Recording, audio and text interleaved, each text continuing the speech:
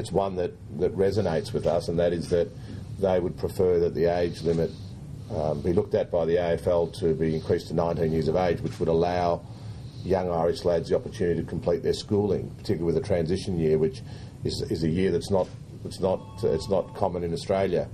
And I think that's a very legitimate and a very valid issue that's been raised, and one that I assured Nickey and Porrick we would take away, discuss with our clubs and of course our AFL Commission, and come back to the GAA early in the new year. And I think it's a legitimate issue to raise.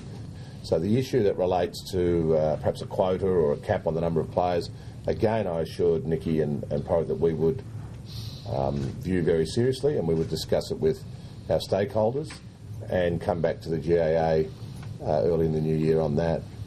I think it's also important to know, as Nickey already mentioned, the AFL makes its policies. Our policies made by the AFL Commission, executed by the AFL administration. There's no player agent or others that speak on behalf of the AFL, I can assure you. We have our discussions at the highest level with the GAA.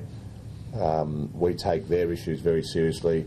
Ultimately, whatever decision is made will be a decision made by the AFL, not by a third party.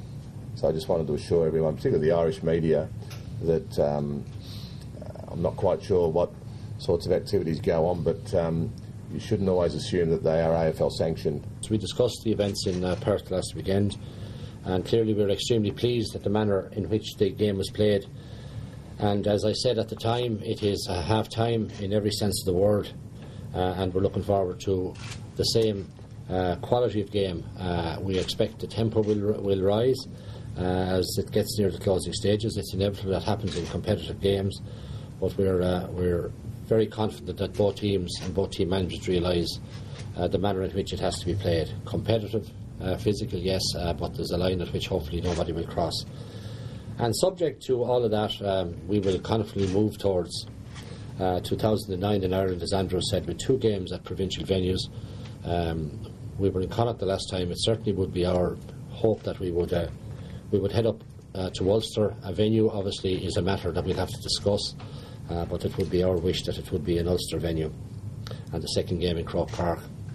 As regards further series, and again obviously we said is subject to the approval of our Central Council, but there would not be a series in 2010. We would come back to Australia in 2011 and Ireland in 2012, and then we'd break again in 2013.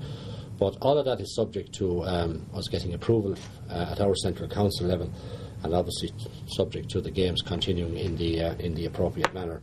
We're disappointed to hear of developments in Cork, but we will not be getting involved in the matter. That is, Croke Park will not be getting involved in the matter at all. It is a local matter for Cork, and we will leave it to them to deal with anything that emerges from it.